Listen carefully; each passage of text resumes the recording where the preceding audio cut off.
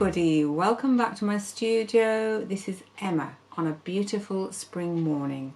I don't know about you, but we had some pretty wild weather over the weekend. It was quite windy and we had a lot of rain. It was definitely, for me, it was a bit of an indoors weekend, but that's, you know, that's how it goes sometimes. My husband was out cutting his willow in the willow patch, and my daughter, I don't know what she was doing, various things were going on. I've been painting and decorating over the weekend. I'm slowly, you know, you've just got to keep doing it, haven't you? You've just got to keep showing up like life. I think painting and decorating is like life. You've just got to keep showing up and doing it, otherwise, well, it's not going to get done, is it? So the white is creeping around the room and it's looking great. I'm so excited. It was a room, we have a very, very old house that we live in, and there were some very big old beams that were in it that were not actually real beams. Well, they were real beams, but they weren't supporting anything, and they were just like this big, heavy thing over our heads. So we've actually got the builders in last autumn and went through a very messy time and got rid of them, got them out, and now I've got this much taller room, and it's going to be so light and bright in there, just really letting in the light, which is just fantastic. So that's what I've been doing over the weekend. And also, yes, what am I going to talk about today? Well, I'm going to talk about the progress we've made with this lovely little landscape. I want to thank you all very, very much for your comments last week. I had some really good answers to what you thought you would do with chopping up the sample or not chopping up the sample. And I have to say that actually I had already filmed the next piece because I wanted to get on with the piece. So please forgive me. And bear in mind that actually I listened to all the comments and I did eventually do something with the piece according to what somebody commented, because I thought it was such a good suggestion and I did it. But that comes later, so that you'll see that next week's video when I do the stitching onto some seed. I do some seed head stitching next week. So I'm sorry about that, but I do listen to all your comments and I do read them all. It's just sometimes I have to be a little bit ahead of myself to keep up the momentum with what I'm doing and actually get my work done as well. So I try and take you along with me on the journey, and I'm truly grateful for all your comments. I really love, especially if I can help you with something, if there's a query about needles or a particular way of doing something, I'm more than happy to do that, and it's lovely just to know that you're there. So thank you from my heart to yours. Thank you so much for that. And listen, I'm actually recording this thing on Valentine's Day, so that's very appropriate, isn't it? So basically today I'm going to show you getting stitching onto the landscape. I've got my little packet of threads here, my little bowl of threads. I also have these baskets as well. I love these little see-through plastic baskets. I can't remember where I got these from now, but I love also to keep a collection of things in here. I kind of keep a little decorative one here, and then there's always an overspill because there's always more than I need in just this little thing here. This little bowl, and I have several little bowls around the place which are very decorative, and I do enjoy changing up. It's a bit like changing the seasons. I don't know if you've noticed, but I've sort of changed what's behind me, and it's quite a nice way of displaying some of my work to put it up there. But I just love, there's nothing nicer than a lovely collection of colour in a basket or a bowl. It's just inspiring. It's part of focusing in on what I'm doing. I think it's really helpful. It's very easy, I think, to get distracted with what I do, and I'm sure you're the same with your creating. It's very easy to go off down a rabbit hole and start going, oh, well, actually, what I really want to do is this. And I find just having these things here is keeping me focused, especially as I don't honestly really know exactly where I'm going. It's as though I'm doing this just literally week by week with you and showing you what I'm doing. And that seems to be as far ahead as I know. It's like, oh my goodness, what's going to be next? But I'm really thrilled with what I've done, and I'll be very pleased to show you it all next week. I'm going to show you the basic stitching this week just to get the background down. So I start off by saying I kept it as a whole piece. And actually, out of that and your comments came a bit of insight, so I will share that with you in due course. So I think the most important thing to do now is to get to my sewing machine and get some stitching done. Okay, so you can see my main choice, my main decision that I made last week was to keep this as a whole sample. I don't know why, that was just my intuition just saying no, keep it as a whole piece. I don't know where it's going, I don't know how it's going to be finished, but I'm just really going to enjoy the process. So I'm setting myself up. I've got a little, to show you this, I've got a lovely little bowl of threads to use, different colours, different shades, a lot of these sort of lilac-y, mauve, violet colour. I came up with the word violet last week. I suddenly thought, oh, violet is a good colour. Word for a colour of this sort of ilk. It's definitely lilac-y though. So I'm going to just play around and decide how I'm going to stitch these pieces down, what I want to add to them in the way of colour or texture,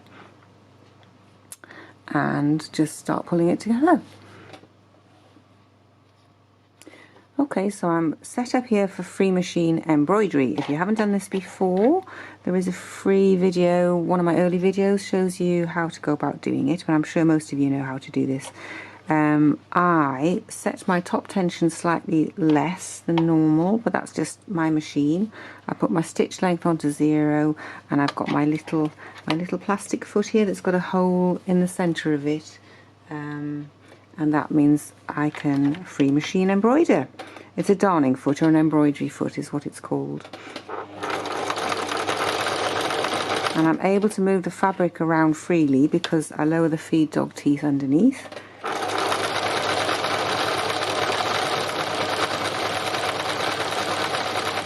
So this piece, you can probably not even see the stitching. I'm using a very soft lilac-y thread, and I'm just kind of knocking it back a little bit so it doesn't look quite so lacy. It's just adding a little bit of shading into it.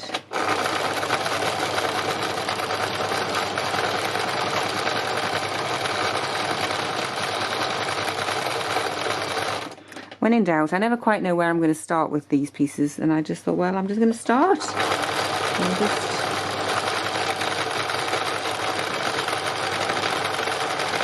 I'm using the same colour thread, and I'm just bringing it down a little bit.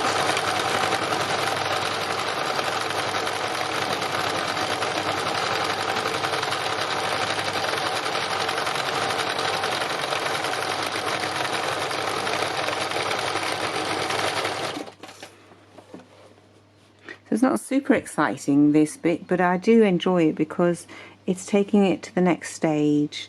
And you can add pieces on. You know, this doesn't have to be the finished bit. You can be adding more pieces on. You could even embellish more things on top if you want to. You can bring that colour down to here.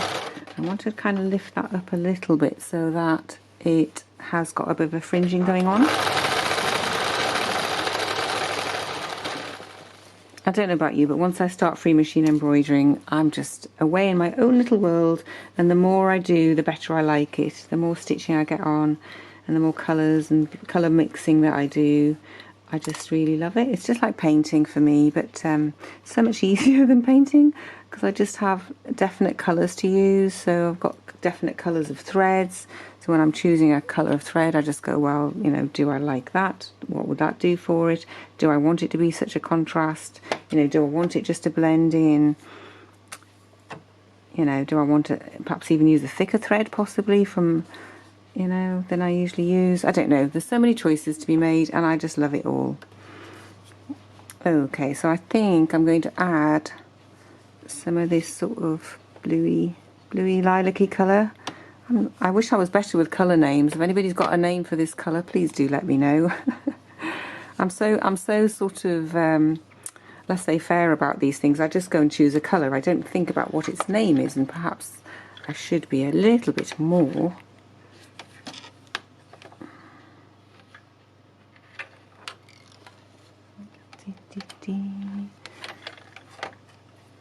Isn't it lovely when you just thread your machine up? It's such an automatic thing that you do, and you just know exactly, like driving your car, you know exactly how it works on your machine. And when you try and do anybody else's or a different machine, it's never quite the same. Oh, bingo, there we go. Nice one.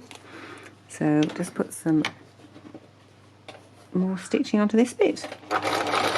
For me, free machine embroidery is all about how much you do or how little you do, and it's about stopping and looking and saying, well, I quite like that little section there, I don't really want to stitch over that bit too much, or I want to bring some of this darker sort of line that I'm using, maybe bring that up into this area here.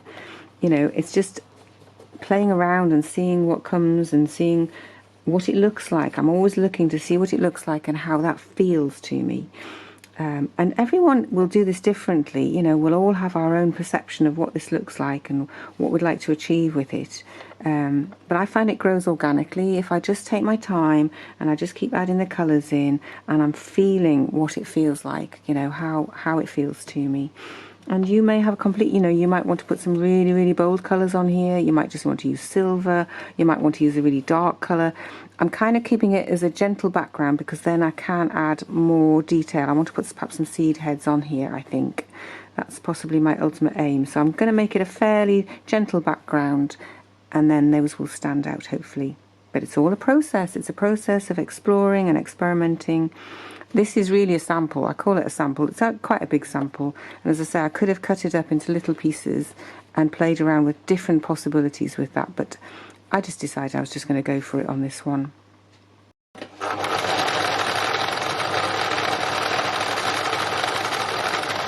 Ooh. Something's gone wrong there. I'll have to have a look at that. Something's gone odd there. What I was going to say was, I also like to bring the colours down from one area to another area. So if I'm putting a strip like this on and I'm stitching it down with a particular colour, I'll make sure I bring that colour down, which I'll show you. And I thought, well, I'm going to bring this sort of bluey colour down to here and see what happens. It's quite possible I didn't have my presser foot down there, ladies and gentlemen. I'm just feeling that and wondering whether that's what's caused it to do this underneath. You see, nobody's perfect. Now, if that was on the top surface, I'd really quite like that. I think that would be quite fun to have. So I shall just sort that out. With a little bit of sorting out. We'll see whether it'll stitch a bit more for me. Yes, that sorted it out. I just didn't have my presser foot down. I mean, what a slack. What a slack, Alice. So I've switched up to a much darker thread that's going to come down to this area next. I've decided that was the next port of call. And that'll help me then decide what I'm going to do with the other bits further up as well. Just give me a bit of grounding down here. So I'm not sure you can actually see that. It's just kind of a bit of a messy, wiggly waggly stitch. It's just texturizing this piece of fabric here and just adding a little bit into the mix.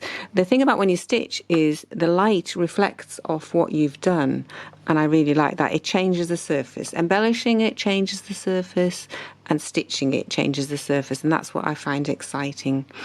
And depending on how you decide to do it as to how that surface gets changed, it's really exploring what works for the different things that you're making, really.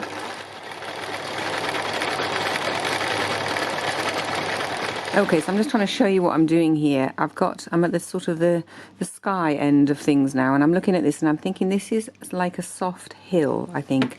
I wasn't sure whether it was going to be sky, but I think it's going to be like a soft hill just disappearing into the distance, and this is the sky up here. I've got two layers on the sky at the moment. I've got a piece of very shiny sort of greyish organza, and then I've got a piece of softer more matte organza, and I'm bringing the grey from this sort of mountainy bit down into here, into the hill, and just I liked the colours from one section to blend in with the colours of the next section, so you get a feeling of harmony as you go down, and the eye, as I say, can travel up the different colours. So I'm just keeping this hilly bit with just very simple smooth lines going on like that. So I'm going to, I think, next thing to do is to try and get this piece down. And I haven't quite decided what to do with this bit yet. Is it staying? Is it going? Do I like it? Does it stand out too much? Does it make your eye go to that rather than what's on the background? And I think the only way to find that out, actually, I'm going to be very brave, and I'm just going to take this off a bit and say, do I like it with? Do I like it without? What do you think, chaps? I think with. I think it adds something to it. So I might just have to embellish that down a bit again. But I think the next bit is this. Decide what I'm doing with this bit. So I was going to do sort of grassy lines going across here, and I did one, and I thought, no, I don't like that at all.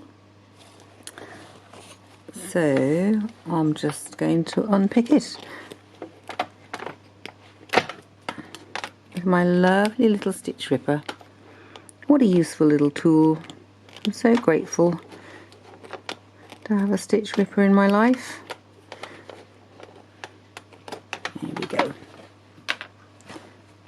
turn that over.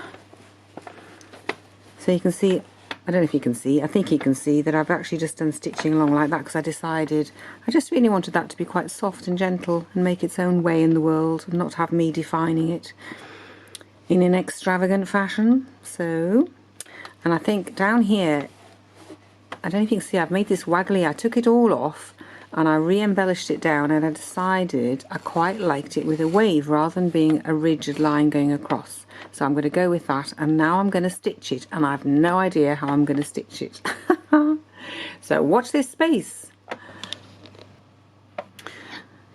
So decision time. I've put a light lilac-y coloured thread in, and I've decided I want to keep it just very simple, so I'm just going to go a bit reckless.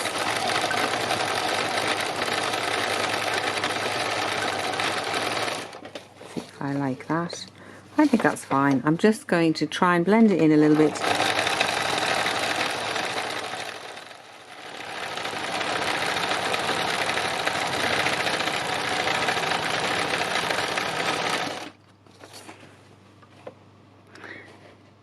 Well, I think the proof of the pudding is, I think that's okay. It sort of blends it in a little bit. I could do another colour on top, but no, I think we'll keep it simple like that because I'm going to be doing seed heads or something, so I think that's okay like that. It's kind of kept a little bit of the ribbiness, so you've got a hint of it, but it's knocked it back a little bit, and having it on a curve I think has worked quite well. It's softened it, it's made it less sort of this drastic line going across. So, looking at this little landscape, I'm quite pleased with how it's turned out. I've got a nice gentle background. It's got interest going on in terms of colour, so I've got this very dark foreground, and I've got like a bit of sky going on up there and a very gentle hill shape going across there. I've even got a little bit of fluffy interest down here, which I quite like. I think that just sort of breaks it up a bit, and I'm quite pleased with how that went. That's knocked it back a bit, making it curvy, and then just stitching on top. So, as you know, I like to keep you on tenterhooks. Oh, just trying to take that bit off. So next week we will be thinking about what we're going to put on next to actually make it into the picture that I wanted to sample for me. I've got some ideas. I showed you this and I decided obviously I wasn't going to chop it into 4, but you can see how nicely you can start to create different things with it. So I will say thank you so much for watching.